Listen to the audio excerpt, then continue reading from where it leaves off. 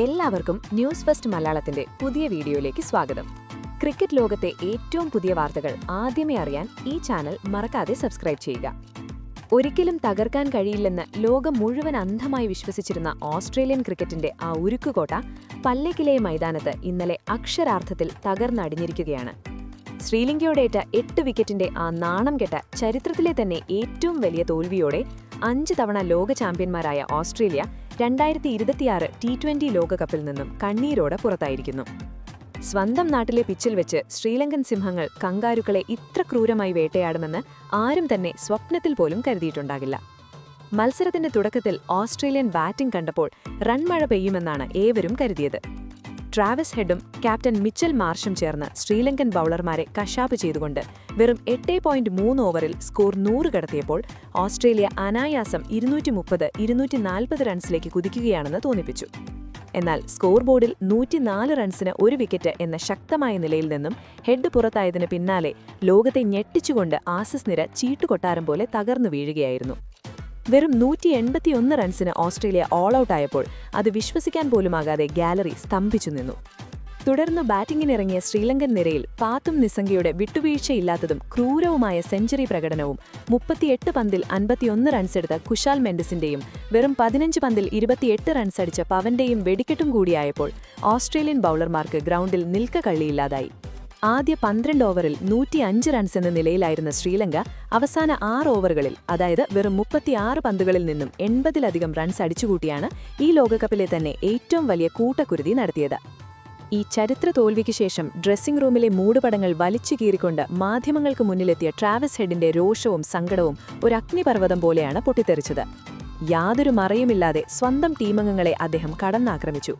ഞാനും മാർഷും ചേർന്ന് മികച്ച തുടക്കം നൽകിയിട്ടും അതിനുശേഷം ഞങ്ങളുടെ മിഡിൽ ഓർഡർ ശ്രീലങ്കൻ സ്പിന്നർമാർക്ക് മുന്നിൽ ഭീരുക്കളെ പോലെയാണ് കീഴടങ്ങിയതെന്നും ഈ നാണം കെട്ട തോൽവിയെ ന്യായീകരിക്കാൻ തങ്ങളുടെ പക്കൽ യാതൊരു ഒഴിവുകഴിവുകളുമില്ലെന്നും അദ്ദേഹം തുറന്നടിച്ചു.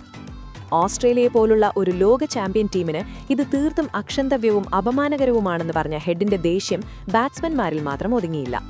ടീമിന്റെ ബൌളിംഗ് നിരയുടെ പരിചയക്കുറവിനെയും അച്ചടക്കമില്ലായ്മയെയും അദ്ദേഹം നിശിതമായി വിമർശിച്ചു. ഈ പിച്ചിൽ 181 റൺസ് പ്രതിരോധിക്കാൻ കഴിയുന്ന സ്കോർ ആയിരുന്നെന്നും, എന്നാൽ സമ്മർദ്ദഘട്ടങ്ങളിൽ മത്സരം തിരിക്കാൻ കെൽപ്പുള്ള പരിചയസമ്പന്നരായ ബൌളർമാരുടെ അഭാവം ഇന്ന് തങ്ങൾ ശരിക്കും തിരിച്ചറിഞ്ഞെന്നും അദ്ദേഹം പറഞ്ഞു. പാത്തും നിസംഗിയുടെ നിർഭയമായ ബാറ്റിംഗ് തങ്ങളുടെ എല്ലാ തന്ത്രങ്ങളെയും പൊളിച്ചടുക്കിയെന്നും ബൌളർമാർ അച്ചടക്കം മറന്ന് ധാരാളം ഷോർട്ട് പിച്ച് പന്തുകൾ എറിഞ്ഞ കളി കൈവിട്ടുവെന്നും അദ്ദേഹം കൂട്ടിച്ചേർത്തു.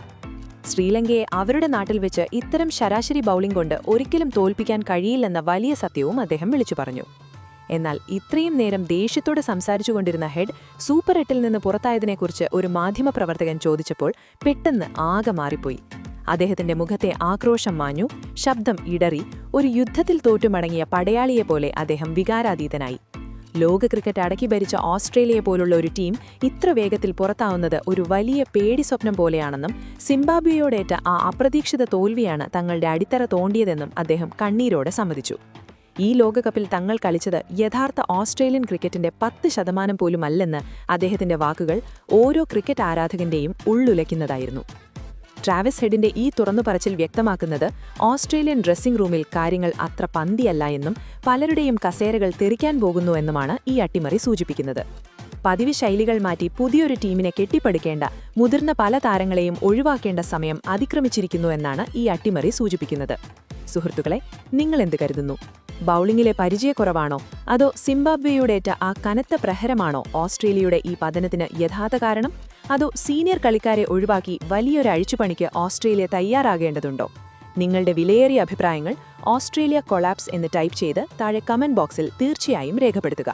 ഈ വിശകലനം നിങ്ങൾക്കിഷ്ടമായെങ്കിൽ ഈ വീഡിയോ ലൈക്ക് ചെയ്യാനും ക്രിക്കറ്റ് ഗ്രൂപ്പുകളിലേക്ക് ഷെയർ ചെയ്യാനും T20 ലോകകപ്പിലെ പുറത്തുവരാത്ത ഇത്തരം ഡ്രസ്സിംഗ് റൂം രഹസ്യങ്ങൾക്കും ഇൻസൈഡ് സ്റ്റോറികൾക്കുമായി നമ്മുടെ ചാനൽ ഇപ്പോൾ തന്നെ സബ്സ്ക്രൈബ് ചെയ്യാനും മറക്കരുത്.